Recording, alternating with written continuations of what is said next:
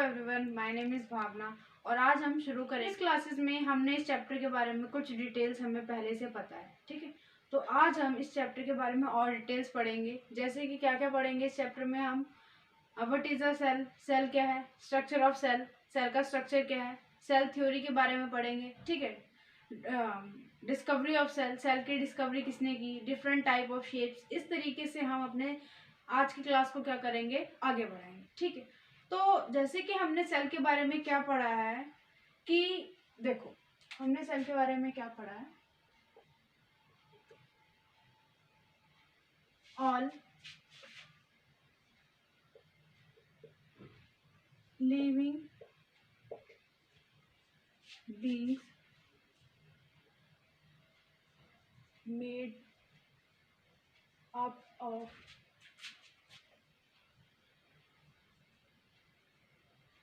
Fundamental unit of life. जैसे कि हमने सेल के बारे में क्या पढ़ा है, all living beings made up of fundamental unit of life. हर एक लिविंग ऑर्गेनिज्म किससे बना है, हमारी फंडामेंटल यूनिट कौन सी है, सेल से बना, ठीक है ना। जैसे कहने का क्या मतलब है, अगर कोई भी ऑर्गेनिज्म का ओरिजिन पॉइंट है तो वो क्या है, सेल है, ठीक है ना। क्योंकि देखो, हर किसी ऑर्गेनिज्म का ओरिजिन पॉइंट सेल है, ठीक है। क्योंकि जब जाइगोट बनता है, तो जाइगोट भी क्या है, एक सेल है, ठीक है ना। जैसे कि हमने सेक्सुअल रिप्रोडक्शन में भी पढ़ा है।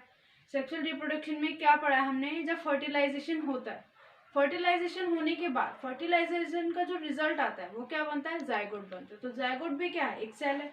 तो लिविंग ऑर्गेनिज्म की फंडामेंटल यूनिट किसे कहा जाता है, सेल को कहा जाता है, ठीक है ना। हम इसे और कैसे एक्सप्लेन कर सकते हैं, देखो,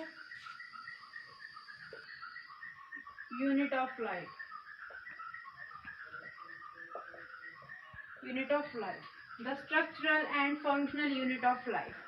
सेल क्या है, हमारे स्ट्रक्चरल और फंक्शन यूनिट है हर एक लिविंग ऑर्गेनिज्म की, ठीक है ना। किस तरीके से स्ट्रक्चरल यूनिट कैसी है, जैसे कि हमने पढ़ा है स्ट्रक्चर क्या, कोई भी स्ट्रक्चर तैयार होता है तो सबसे पहले वो क्या होता है, सेल होता है, ठीक है ना। कोई भी स्ट्रक्चर है तो सबसे पहले क्या होगा, सेल होगा। एक मिनट देखो, जैसे कि सबसे पहले क्या है, सेल है, ठीक है।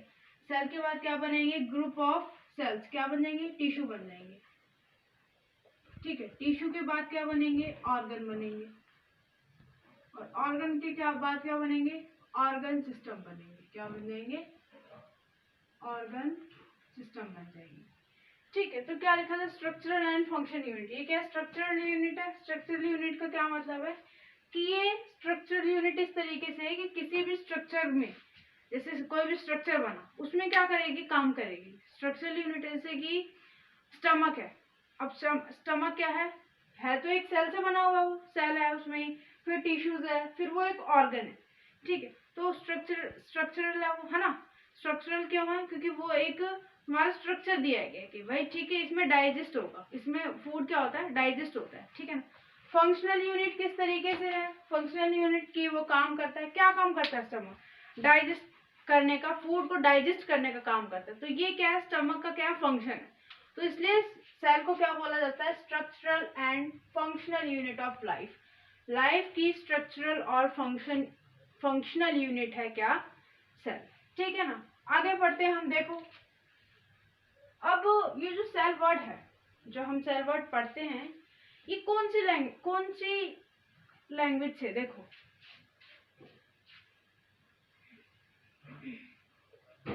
The cell is Latin word. कौन सा वर्ड है ये, cell is Latin word for a little room, for a little. देखो, the cell is a Latin word. Cell कैसा वर्ड है, सेल लैटिन वर्ड है, ठीक है ना। Latin word for a little room, जिसका मतलब क्या है, लिटिल रूम मतलब छोटा कमरा, ठीक है ना। छोटा कमरा, जिस तरीके से आप किसी भी चीज को ले सकते, कोई से भी कमरा ले सकते हो, वो छोटा है तो उसे हम लैटिन रूम कह सकते हो। तो इसी तरीके से सेल को भी क्या बोला गया था, लैटिन रूम, ओ सॉरी, लैटिन वर्ड से बोला गया था। लैटिन वर्ड का क्या मतलब होता है? लिटिल रूम, मतलब छोटा कमरा। ठीक है ना, तो इतना हमने पढ़ा। ठीक है, अब हम ये देखेंगे कि भाई किस तरीके का दिखाता है सबसे पहले। ठीक है, तो देखो ये किस तरीके का दिखता है।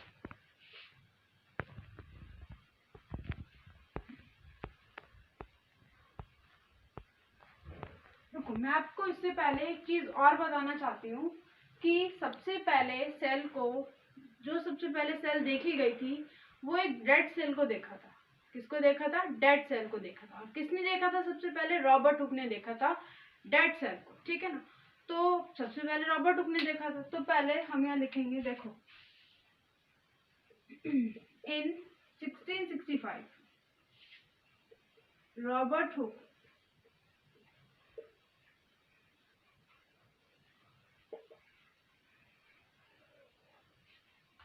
In 1665, Robert Hood discovered by dead cell. क्या देखी थी रॉबर्ट हुक ने? In 1665 Robert Hooke discovered by dead cell. उन्होंने किस चीज को डिस्कवर किया था? डेड सेल को डिस्कवर किया था। ठीक है ना, आगे सुनो। अब हम सेल के बारे में कुछ पढ़ते हैं, किस तरीके से की, कैसी दिखी थी सबसे पहले, क्या देखा गया था इसमें। ठीक है ना, वो हम पढ़ेंगे। देखो क्या देखा था रॉबर्ट हुक ने? द साइंटिस्ट रॉबर्ट हुक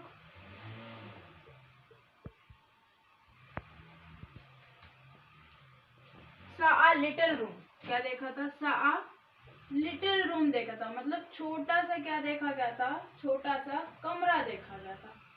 ठीक है, सा अ little room in the cork. किस में देखा था? कॉर्क में देखा था। इन द कॉर्क में देखा था। रिजेंबल्ड द स्ट्रक्चर ऑफ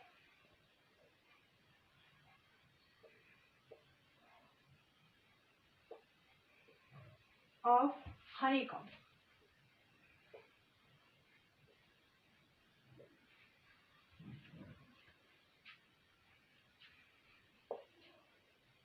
जिसको क्या नाम दिया गया था? The use of word, the use of word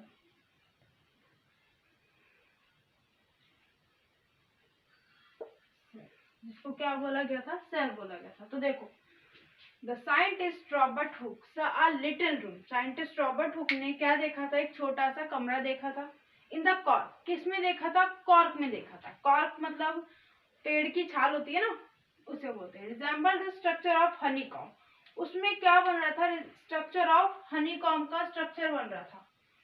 ठीक है ना, क्या बन रहा था? हनीकॉम्ब का स्ट्रक्चर बन रहा था। किस इस तरीके से बन रहा था, जैसे कि हमने मधुमक्खी का छत्ता भी देखा है, तो उसमें कुछ इस तरीके के स्ट्रक्चर्स होते हैं, छोटे छोटे से इस तरीके के स्ट्रक्चर्स होते हैं।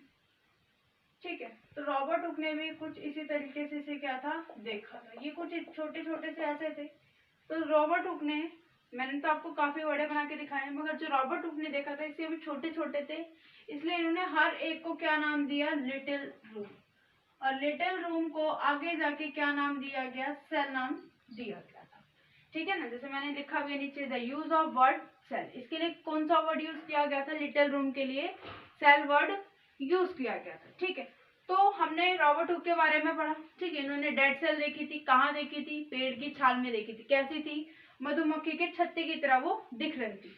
ठीक है ना, देखो अब हम आगे ये पढ़ेंगे कि लिविंग सेल किसने देखी थी। ठीक है, लिविंग सेल के लिए हमारे पास एक साइंटिस्ट और है जिन्होंने लिविंग सेल को देखा था। देखो, द साइंटिस्ट ल्यूवेन हुक। एक साइंटिस्ट है हमारे पास जिनका नाम क्या है? Leeuwen time. देखो, the scientist Leeuwenhoek saw a free living cell the pond water for the first time. Scientist Leeuwen hook ने जो सेल देखी थी वो कैसी थी? लिविंग सेल थी। कहाँ पे देखी थी? सबसे पहले पॉन्ड वाटर में देखी थी। फॉर द फर्स्ट टाइम सबसे पहले लिविंग सेल को किसने देखा था? हमारे साइंटिस्ट ल्यूवेन हुक जी ने देखा था। ठीक है ना, इन्होंने सबसे पहले लिविंग सेल देखी थी और रॉबर्ट हुक ने सबसे पहले कौन सी देखी थी? डेड सेल को देखा था। ठीक है, तो ये दो साइंटिस्ट थे जिन्होंने अपने अपने तरीके से सेल को क्या किया था सेल के बारे में स्टडी की थी। तो उन्होंने सबसे पहले डेड सेल को देखा था और इन्होंने लिविंग सेल को देखा था। कहाँ देखा था? पॉन्ड वाटर में देखा था। ठीक है, तो इसके बाद देखो, इसके बाद हमारी आती है, मैं इसको इरेज कर रही हूँ। ठीक है, देखो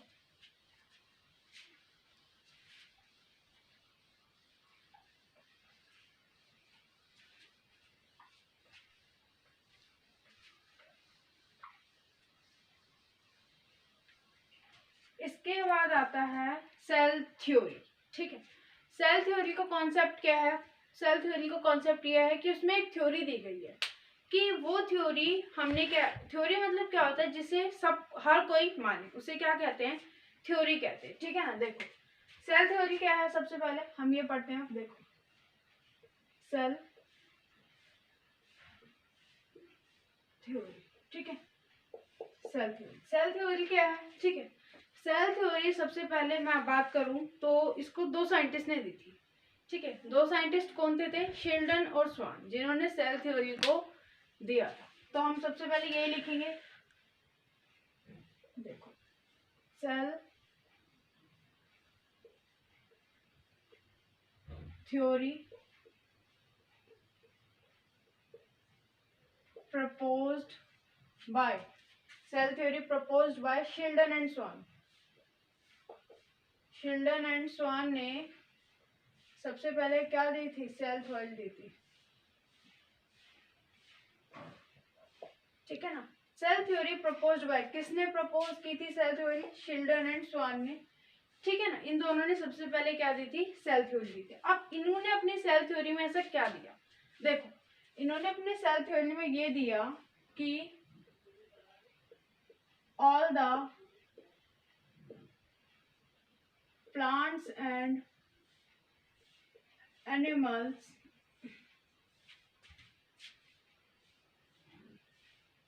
made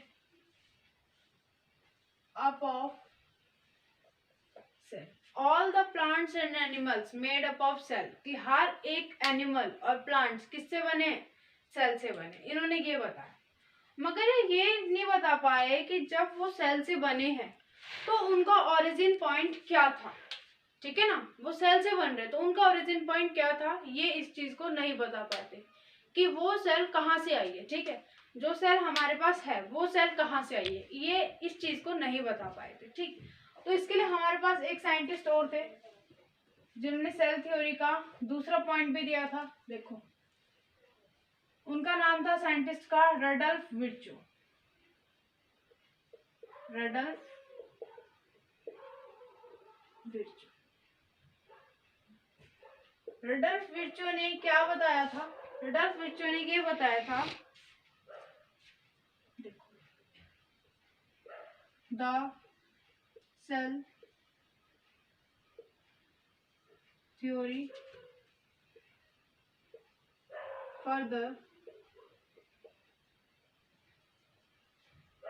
further expressed by Virchow, all cells arise from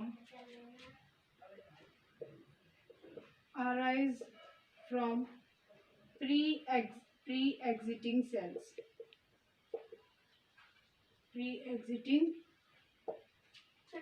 sorry Rudolf Virchow ने, जो हमारे साइंटिस्ट थे, उन्होंने क्या बताया? The cell theory further expressed by Virchow, all cells arise from pre existing cells. उन्होंने ये बताया कि जितनी भी सेल आई है वो प्री एग्जिटिंग सेल से आती है। ये बात जो है स्वान और शेल्डन जो साइंटिस्ट थे वो इस बात को एक्सप्लेन नहीं कर पा रहे थे। ठीक है ना, एक्सप्रेस नहीं कर पा रहे थे कि ये क्या है, मगर रडल्फ विर्चो ने इस चीज को क्या कर दिया? एक्सप्लेन कर दिया कि जो भी हमारे पास सेल आती है वो कहाँ से आती है? प्री एग्जिटिंग सेल से उनका अराइज होता है, मतलब आती है। ठीक है ना, इसके बाद हमने इसकी डिस्कवरी के बारे में पढ़ा। ठीक है, कि ये क्या है, इसकी डिस्कवरी कैसे हुई, सेल थ्योरी क्या है। तो अब हम इसके बारे में पढ़ेंगे। अब सेल कितने टाइप की होती है? देखो मैं इसे इरेज कर रही हूँ, ठीक है ना। चलो मैं यही लिख देती हूँ, ठीक है। देख अब है हमारा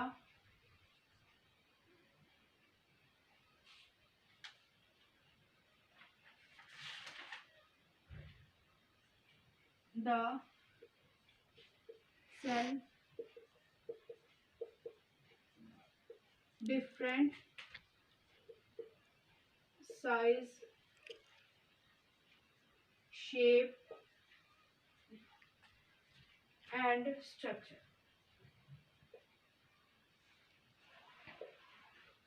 क्या मतलब इसका? The cell different size shape and structure. देखो हमारी बॉडी में जितने भी सेल्स होते हैं, ऐसा नहीं है कि सारे के सारे ओवम है, वो सॉरी ऐसा नहीं है कि सारे के सारे सर्कल हो, ठीक है। ऐसा भी नहीं है कि सारे के सारे लॉन्गिट्यूड हो, ठीक है ना, ऐसा भी नहीं है। सारे सेल्स क्या हैं, उनके अलग अलग साइज है, अलग अलग शेप्स हैं और डिफरेंट डिफरेंट्स हैं, ठीक है ना। ये नहीं कि पूरी बॉडी में आपकी एक ही सेल हो, ठीक है ना, पूरी बॉडी में आपकी सिर्फ नर्व सेल हो, ठीक है, ऐसा कुछ भी नहीं है, या सिर्फ स्मूथ मसल सेल हो, ऐसा भी नहीं, ठीक है। हमारी बॉडी में क्या है, पूरी बॉडी में अलग अलग सेल्स है, ठीक है। जैसे सबसे पहले हम टाइप ऑफ सेल्स बात करते हैं। देखो किस किस टाइप की सेल है, टाइप्स ऑफ सेल्स। देखो सबसे पहले है ओवम सेल। ओवा होता है ना, फीमेल गैमेट्स, एग, उसकी सेल ओवम सेल कैसी होती है, स्फेरिकल होती है, ठीक है। उसके बाद sperm, sperm cell, sperm cell क्या है, मेल गैमेट्स, ठीक है। उसके बाद हो गया हमारा ओनियन सेल, ठीक है। ओनियन सेल के बाद हो गया हमारा नर्व सेल, ठीक है। और उसके बाद आप ले सकते हो, देखो smooth muscle cells, smooth muscle cell, ठीक है। तो इस तरीके से टाइप ऑफ सेल्स, कुछ टाइप की क्या होती है, सेल्स होती है, ठीक है। अब ये नहीं इन सारी सेल्स का एक ही काम होता है, ऐसा नहीं है कि सारे के सारे सेल्स का एक ही काम होता है, ठीक है ना। देखो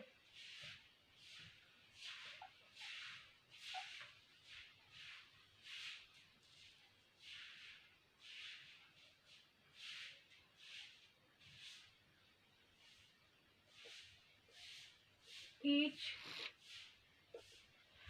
kind of cell perform specific function,